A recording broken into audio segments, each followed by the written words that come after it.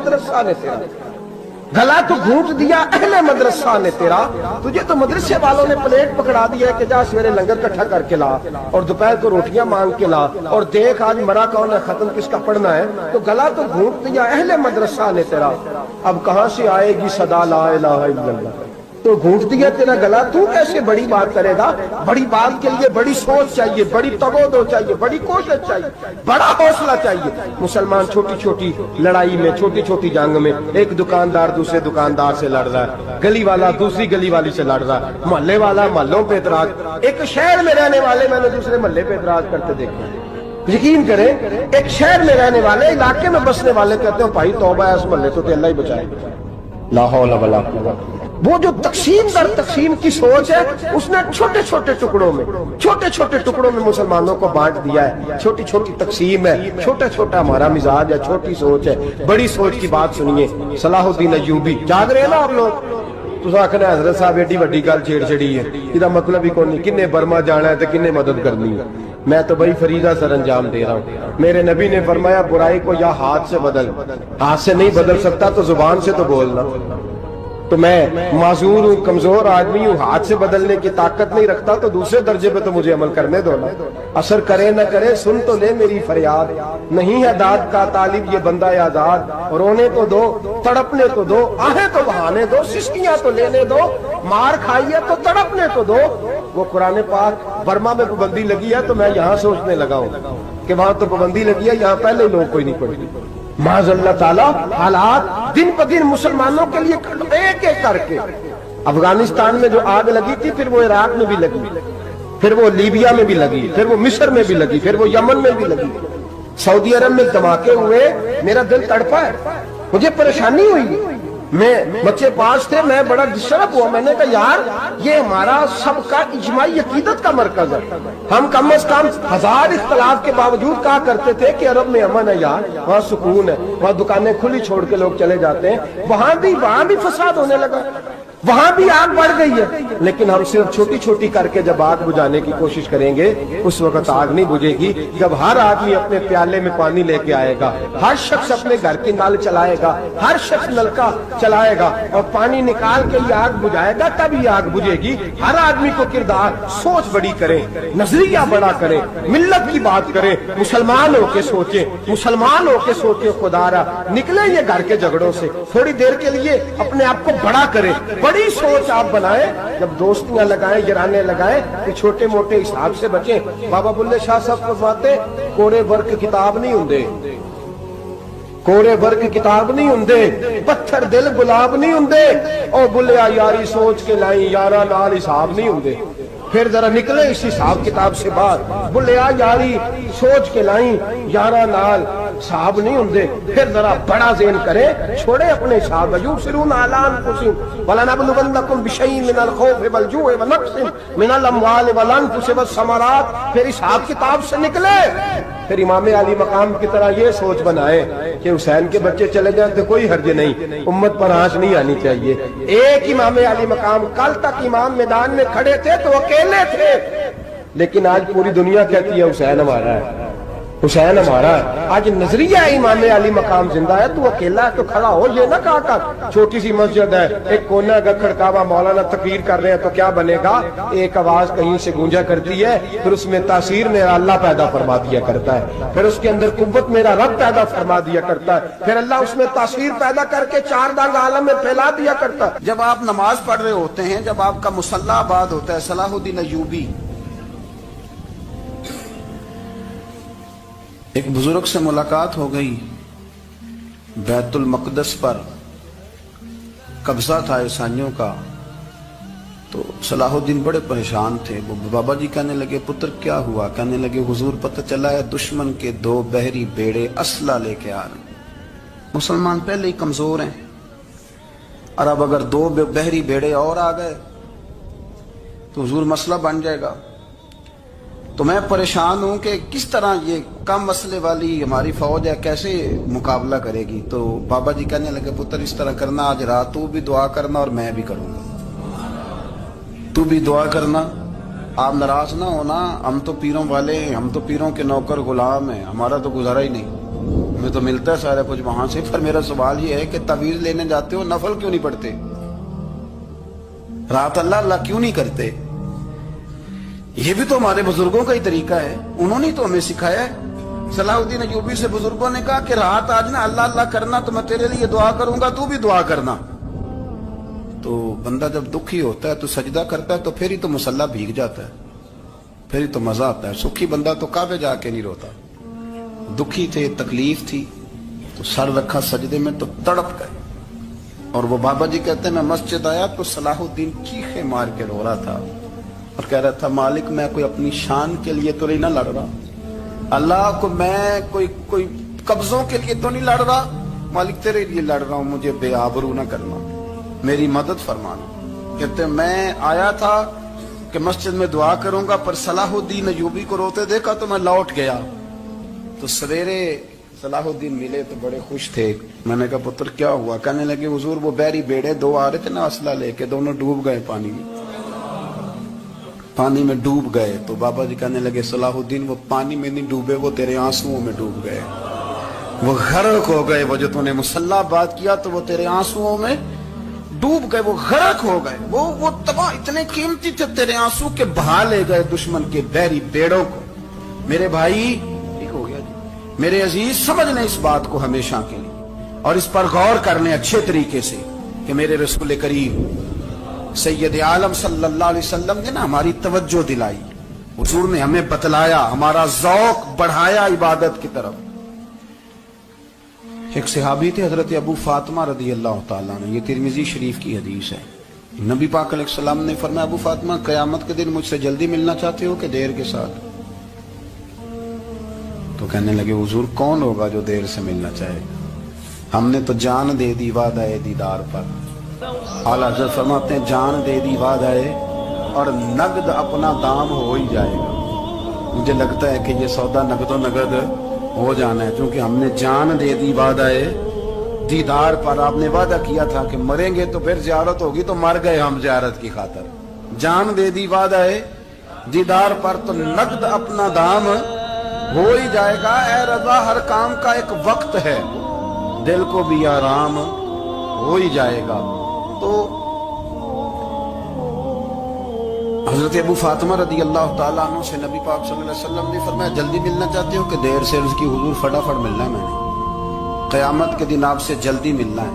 तो नबी पाक अलैहि सलाम ने फरमाया फिर इस तरह करना, दुनिया में रह के सजदे ज्यादा करना, फिर सजदे ज्यादा करना, क़यामत में मुलाकात जल्दी हो जाएगी, कुर्ब मिलेगा तुम्हें। अपने बच्चों के अंदर देखे ना, हम शौक पैदा करते हैं, हमें सही लफ्ज नहीं बोलने आते, पर हम बच्चों में शौक पैदा करते हैं कि पुत्र डॉक्टर बन जाएगा तो बड़ा नफा करेगा, तो लोगों की खिदमत करेगा, मुल्क व मिल्लत की खिदमत करेगा, तेरे अब्बा का नाम रोशन होगा, तेरे दादा की तारीफें होंगी। हम ये ज़ौक़ पैदा करते हैं। हम अपने नौजवानों के अंदर ये फिक्र पैदा करते हैं, उन्हें हम समझाते हैं कि मियाँ जब तुम पढ़ोगे मेहनत करोगे तो फलां आदमी की तरह तुम्हारा नाम होगा। ये जितना ज़ौक़ हम बच्चों के अंदर इन चीजों का पैदा करते, हमें हुक्म है किसी तरह हम ज़ौक़ पैदा करें कि पुत्र नमाज पढ़ेगा तो अल्लाह राजी हो जाएगा, तो सजदा करेगा। देखे ना मेरे रसूल करीम अलैहिस्सलाम ने फरमाया 7 साल के बच्चे को मस्जिद लेके जाओ, यानी उसे शौक दिलाओ, उसके अंदर ये खासियत पैदा करो कि उसका दिल करे मस्जिद में जाने, उसके अंदर ये खुसूसियात लाओ कि वो हमारे यहाँ ना हर चीज को प्रमोट किया जा रहा है, हर चीज को, यानी सुर संगीत सिखाने के लिए अकेडमियां बन गई, हर शय प्रमोट हो रही है, इबादत का जज्बा कम होता जा रहा है, अल्लाह अल्लाह का ज़ौक़ हमारे अंदर नहीं रहा। और इतना मुश्किल हमने अपने लिए बना लिया है कि वो बंदा जो बड़ी जबरदस्त मज़हबी गुफ्तगू कर रहा था और तगड़ी बात कर रहा था, क्या बात है, लेकिन नमाज के बारे में कमजोरी दिखा जाता है, नवाफल के बारे में वो चुपके से निकल जाता है। इमाम अहमद बिन हंबल रहमतुल्लाह ताला अलैह, मुस्नद इमाम अहमद बिन हंबल 14 जिल्दों में है मार्केट में, और मुझे तो खैर पसंद ही पड़ी है, मैंने तो कई दफा पढ़ी है। और क्या बात है इमाम अहमद बिन हंबल, कैसे तगड़े किस्म के मुहद्दिस थे और अल्लाह ने कितना उन्हें एजाज अता फरमाया हुआ। ये कोड़े भी खाते थे दीन की खातिर, सारा कुर्ता लहू से भर भी जाया करता, بڑا اعزاز والا شخص تھے، بڑے اعزاز والے. حدیثیں جمع کرنا، حدیثیں لکھنا، حدیث پڑھانا، سارا دن رہتے تھے. کہہ سکتے تھے کہ میں کر تو رہا ہوں کام، اور حدیث بھی موجود ہے کہ عالم عابد سے افضل ہوتا ہے، پر اس کے باوجود امام احمد بن حنبل رحمۃ اللہ علیہ 300 نفل فرض نمازوں کے علاوہ پڑھا کرتے تھے. 300 نوافل روز پڑھا کرتے تھے. ان کے بیٹے نے کہا ابا جی مکان خریدنا ہے تو جگہ کہاں کر کے لوں، بہت ساری آبادیاں. تو فرمایا پتر وہاں لینا جہاں مسجد قریب ہو. میرے رسول کریم سید عالم صلی اللہ علیہ وسلم اتنا پسند کرتے مسجد کو، اتنا پسند کرتے نماز کو، کہ رسول کریم صلی اللہ علیہ وسلم تہجد کی نماز بھی پڑھتے، پھر حضور فجر کی نماز بھی پڑھتے. نبی پاک وتر کو الگ کر کے پڑھتے، عشاء کے ساتھ نہیں پڑھتے. یہ تو ہم اس لیے اجازت دی ہمارے بزرگوں نے کہ بعد میں اٹھے گا کون علیحدہ وتر پڑھنے کے لیے. عشاء کے ساتھ پڑھ لیں. وتر پڑھتے، تہجد پڑھتے، فجر پڑھتے، اشراق پڑھتے، چاشت پڑھتے، پھر مغرب کی نماز کے بعد 6 رکعت اوابین پڑھتے، پھر رات کو صلاۃ اللیل پڑھتے. سیدہ عائشہ صدیقہ کہتی ہیں زمانہ سو جاتا اور میرے رسول مصلی بچھا کے کھڑے ہو جاتے. او یار کھیتی باڑی کر کے نہیں، محنت مزدوری کر کے نہیں. جناب عائشہ کہتی ہیں میں یہ بھی دیکھتی کہ حضور ایک آیت شروع کرتے تو ساری رات اسی کو پڑھتے، اور میری نظر جاتی تو قدم مبارک پہ ورم آ جاتا. یار نماز پڑھ پڑھ کے، اتنی مشقت کر کے، اتنی جد و جہد کر کے ورم آ گیا. یا رسول اللہ اتنی محنت کیوں کرتے ہو؟ فرمایا افلا اکون عبدا شکورا، کیا میں اپنے رب کا شکر گزار بندہ نہ بنوں؟ صحابہ کا ذوق عبادتوں کا، ریاضتوں کا، تلاوتوں کا، طبیعت ہے ان کی. وہ ایک دوسرے کو، حضرت مولا علی شیر خدا کرم اللہ تعالی وجہہ الکریم کے زمانے میں روم کے بادشاہ نے کہا یار یہ مسلمانوں کا پتہ تو کرو، یہ آخر کیوں اتنے زیادہ مجاہد ہیں. اس زمانے میں جاسوس بھیجنے کا مزاج تھا. اب تو جاسوس پکڑا جاتا ہے، اب تو جاسوس، اور جاسوسی کا شوق ویسے آج بھی ہے. عرض کروں تھوڑی سی بات اس عنوان سے. پتہ کیا ہمارا مسئلہ ہے؟ ہم جہاں جاتے ہیں نا وہاں تھوڑی خوشبو سونگنے کی کوشش کرتے ہیں. وہ کیا ہے تو یہ کیا ہے تو ادھر کیا ہے تو تھوڑا سا ادھر کیا ہے. میرے رسول پاک پڑھیے درود شریف سارے، پڑھیے ذرا زور سے صلی اللہ تعالی. نبی پاک علیہ السلام نے فرمایا جاسوسی نہ کرنا ورنہ تم بندوں کو خراب کر دو. اور فرمایا اس طرح نہ ہو کہ تم کسی کے اب کھول نہ نکلو تو تمہارے پہلے کھول جائیں. یہ جو ذوق ہے نا یہ ختم کریں، چھوڑیں. مطلب آپ کس چکر میں پڑے ہوئے ہیں؟ اتنی زیادہ توجہ کرنے کی کیا ضرورت ہے؟ کام سے کام رکھیں. اس میں بندہ تھوڑا سا نا آسان رہتا ہے. یہ جو بہت زیادہ ٹٹولنے والے لوگ ہوتے ہیں نا وہ بےچارے پھر عمر ٹٹولتے ہی گزار دیتے ہیں، اس لیے کہ مزاج ہی بہت پکا ہے. گوری کا منہ کھول کے اندر تک ہاتھ ڈالنا تو پھر کئی دفعہ سامنے سے بچھو بھی لڑ جاتا، خرابی ہوتی.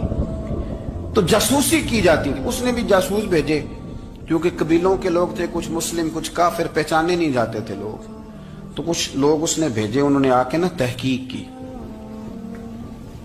ریسرچ کری کہ آخر ماجرا کیا ہے. تو واپس جا کے انہوں نے رپورٹ دی نا روم کے بادشاہ کو. اس رپورٹ کا ایک جملہ بڑا شاندار ہے. وہ کہنے لگا بادشاہ ہمیں مسلمانوں کی کوئی سمجھ نہیں آئی، ہمیں کوئی سمجھ نہیں آئی. انہوں نے کہا کیوں نہیں سمجھ آئی؟ کہنے لگے یار عجیب بندے ہیں، جب رات مسلح پہ بیٹھتے ہیں تو یوں لگتا ہے ان کا دنیا سے رشتہ ہی کوئی نہیں، کوئی کسی کو نہیں جانتا. کوئی اپنے دکھ سنا کے رو رہا ہے، کوئی اپنی بات کر کے رو رہا ہے. لگتا ہے کہ ان کا کوئی رشتہ ہے ہی نہیں جب مسلح پہ بیٹھتے ہیں. اور فرمایا جب سویرے یہ جہاد کرنے نکلتے ہیں تو لگتا ہے ان سے زیادہ دلیر ہی کوئی نہیں. حالانکہ جو مسلحوں پہ رونے دھونے کے لوگ ہوتے ہیں وہ کئی دفعہ جہاد میں کام نہیں کرتے، لیکن عجیب لوگ ہیں کہ رات کے راہب ہیں، دن کے مجاہد ہیں، کوئی سمجھ نہیں آتی. میرے عزیز ان لوگوں نے مسلح آباد کر کے رکھا، تلاوتیں ان کا ذوق رہی، منظر روز پڑھنا، اسباق پڑھنا، وظائف پڑھنا، یہ ان کا ذوق رہا. اعلیٰ حضرت بریلوی رحمت اللہ نے 1000 کتاب لکھی ہے، لیکن الوظیفۃ الکریمہ کے نام سے جو وہ صبح و شام وظائف پڑھتے تھے وہ الگ انہوں نے ان کو بیان کیا. پابندی کے ساتھ اپنی اللہ اللہ کرتے. شیخ شہاب الدین سہروردی رحمت اللہ علیہ اس پر ایک بندے نے اعتراض کیا. اس نے کہا جی آپ کس قسم کے صوفی ہیں، مرید بیٹھے ہیں اور آپ وہاں نفل پڑھ رہے ہیں؟ تو بڑا مسئلہ ہوتا ہے نا، جو بندہ ملنے آتا ہے وہ اپنے ٹائم کے حساب سے آتا ہے، اور پھر اس کا یہ بھی خیال ہوتا ہے کہ پیر صاحب جو ہیں وہ چونکہ درویش ہیں تو نہ انہیں روٹی کھانی چاہیے نہ سونا چاہیے، چونکہ وہ درویش ہیں اور ہم چونکہ درویشوں کے ماننے والے ہیں لہذا ہمارا یہ طریقہ ہونا چاہیے کہ جیسے ہم کہیں درویش ویسے ہی کر جائے. حالانکہ جس کو آپ درویش کہیں گے آپ اس کی مانیں گے, آپ منوائیں گے نہیں, ہمارا مزاج ہوتا ہے. شیخ شہاب الدین پر لوگوں نے اعتراض کی, حضور لوگ ملنے آئے ہیں, زیارت کرنے آئے ہیں, یہ بندے دعا کرانے آئے ہیں, اللہ اللہ کرانے آئے اور آپ نفل پڑھ رہے ہیں. کیا جملہ ہے, کیا حسن ہے, کیا خوبصورتی ہے. فرمانے لگے رب رسول سے مانگنے کے لیے مصلی بچھایا ہے, اگر وہاں سے مانگوں گا نہیں تو تمہیں دوں گا کیا, پہلے مجھے کچھ لے تو لینے دو, اگر میرے پلے کچھ ہے ہوگی تو آگے دوں گا نا. تو میں مانگنے گیا تھا کہ یا اللہ دے, تیرے بندے لینے آئے دے, تو میں کچھ لوں گا تو آگے دوں گا نا. لیکن ہمارا یہ سٹیٹس, یہ مزاج, یہ شعور نہیں ہے. گپیں, کہانیاں, داستانیں, گفتگو, خطابت, واز, کیا بات. لیکن اگر کچھ کرنے کا کام ہو تو وہ نہیں ہم سے ہوتا. میرے نبی کریم علیہ الصلوۃ والسلام نے مصلی سے دل لگانے کا درس دیا. حضور نے توجہ دلائی. صحابہ اس ذوق کے حامل لوگ تھے, وہ کوشش کرتے تھے. جناب صدیق اکبر رضی اللہ تعالیٰ عنہ کا عبادت کا مزاج ہمیشہ قائم رہا. حضرت عمر فاروق ساری رات اللہ کے حضور کھڑے رہے. حضرت عثمان غنی رضی اللہ تعالیٰ عنہ عشاء کی نماز پڑھ کے 2 رکعتوں کی نیت باندھتے تھے, 15 سپارے پہلی رکعت میں پڑھ دیتے. سجدے کا نشہ شروع کرو, سجدے کا نشہ شروع کرو. یہ نا اقبال کہتے ہیں ہو عطار ہو, رومی ہو, رازی. آپ بات کو سمجھیں, عطار ہو, رومی ہو, رازی ہو, غزالی ہو, کچھ ہاتھ نہیں آتا بے آہ سحر گاہی. کہتے ہیں بہت بڑا صوفی ہو جیسے فرید الدین عطار تھے, بہت بڑا تصوف کا امام ہو جیسے امام غزالی تھے, بہت بڑا تفسیر کا استاد ہو جیسے امام رازی ہو. عطار ہو, رومی ہو, رازی ہو, غزالی ہو, پر کچھ ہاتھ نہیں آتا بے آہ سحر گاہی. اگر سویرے اٹھ کے روتا نہیں نا اللہ کی بارگاہ میں, اگر تہجد نہیں نہ پڑھتا تو کچھ ہاتھ نہیں آتا بے آہ سحر گاہی. پھر اس کو کوئی چیز نصیب. میری بات کی سمجھ آ رہی ہے آپ حضرات؟ جب تک آپ سویرے نہیں اٹھتے, آپ اللہ اللہ نہیں کرتے, آپ کو نوافل کا چسکا نہیں, عبادت کا مزہ نہیں. فرمایا میری عبادت کرو, یہ شوق پیدا کرو, میں نے تمہیں پیدا کیا ہے. ہم لوگوں کے نشے, مختلف نشے, بڑا عجیب رنگ ہے. محفل کی صدارت کرنے والے بڑے پیر صاحب, بڑے القابات, خو بیچ میں سے بندہ تلاش کرنے سے بھی نہیں ملتا, اتنے بڑے لقب ہیں اس کے. لیکن وہ سج سنور کے 2.5 گھنٹے بیٹھا رہا محفل میں,